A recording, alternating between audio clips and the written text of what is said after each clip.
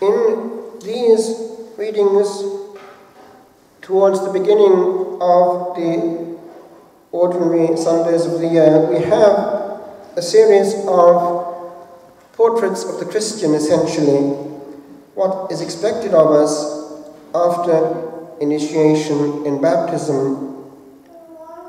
Here we have St. Peter taking up actually a psalm and indicating that sanctity, that the Christian life cannot be in any way separated from the use of one particular member. And that member is taken up in the Gospel, hence the choice of these two readings together. I'm referring to what in St. James is called that tiniest of members and yet most dangerous, the tongue. Years ago, in formation, I was asked to prepare a study on silence in the constitutions. That was actually in the Trappist constitutions, which had just been renewed. And the question of the spirituality of silence came into it. What is avoided by silence?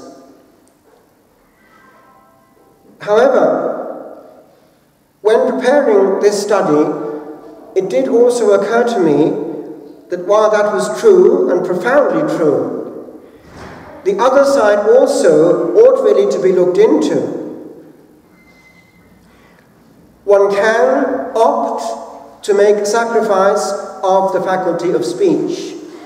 It is part of the classic monastic regime. But if one does so, then also one cannot use positively that faculty.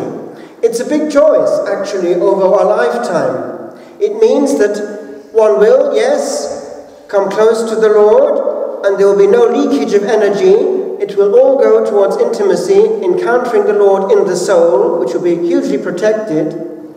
But it will also mean that no one on earth will receive benefit from the healing or the truth of a word.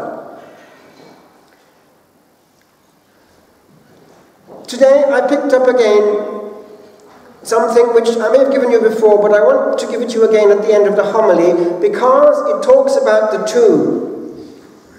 It's a meditation I put together in retreat, actually, reflecting on a powerful word of Father Faber, the great Oratorian.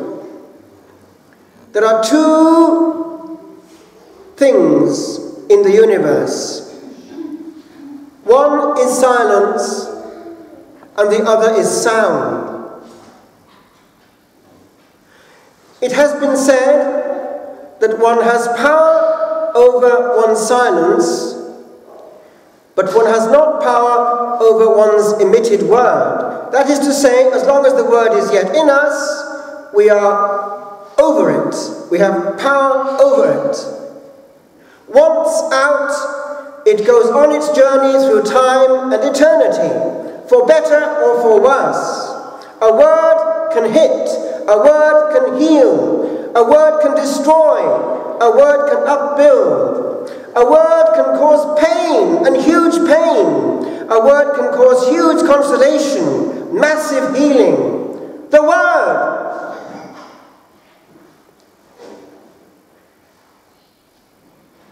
While in retreat, actually it was in Mellifont, this retreat happened years ago, this hit me profoundly.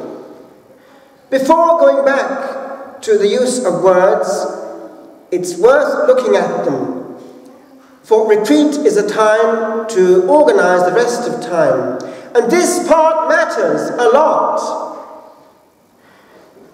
I mentioned that it was picked up from a psalm by St. Peter. And that psalm was picked up by St. Benedict, actually in the very prologue. And it's something which is linked with, yes, peace.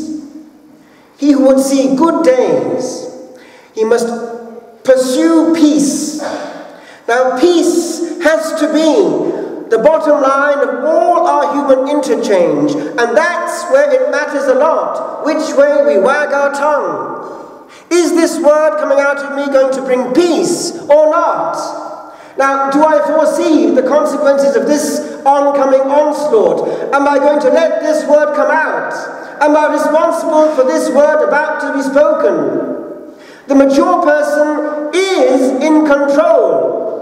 The one who is not mature, the big child eventually, is not actually in control. He will say the first thing that comes into his mind. There is no filter system. And he will reap the consequences and probably go through life without peace. He'll be his own worst enemy. Now, this is kind of important everyday stuff, friends. We can't avoid the issue. All our encounters can be just indifferent, or they can be genuinely life-giving or painful. Now, let's look at this bit. Life-giving encounters, what are they made of?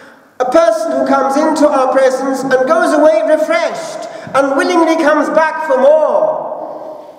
That when we go to a place, people have the instinct to say, here comes joy, here comes an upbeat, this presence will do good. Or will they secretly say, not him again? But what is it made of?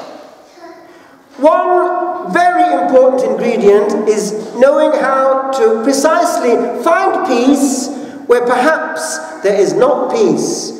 How does one go into a dysfunctional situation and leave it in peace? Well, one thing is to know how to relativize things. Some people make an issue out of everything, holy things, but there's always an issue. It's not worth it. Father Michael actually one time said a very wise word when speaking in private. We must choose our battles. We must not engage with every possible battle. And so, we must first ask, is the Lord asking me to take on board this particular battle? If not, pace, let it be. Having said that, there are ways and means of coming out of a situation which is actually a potential bombshell and not letting it explode by deflecting the attention somewhere else, showing a more important issue. It's actually pretty efficacious. Something can be dangerous in this upcoming conversation. What will I do? Immediately think of something which draws their attention away from it, which is actually far more important. It's a little secret I'm giving you. It actually works very well. The other is, don't go to all the things you're invited to go to. You don't have to do every possible thing in your time on earth. Because, coming back to the original point, silence and simplicity and interiority are also the ingredients of our own peace. Select what you get involved with. Select what you take in from the screen. Remember, the bliss of peace is our own choice to some extent. An hour before Him is quite different from an hour before a noisy screen or a noisy person. Peace at any price.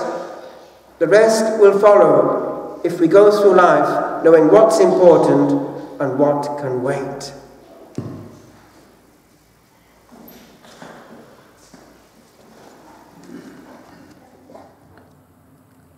Kind words are the music of the world. Lines written in retreat in Mellifont Abbey.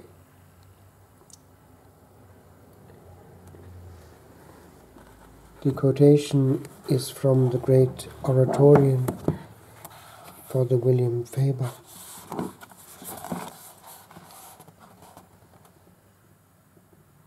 A being made of love to all that came within its magic rays always the same, always a friend, where friend can find a home.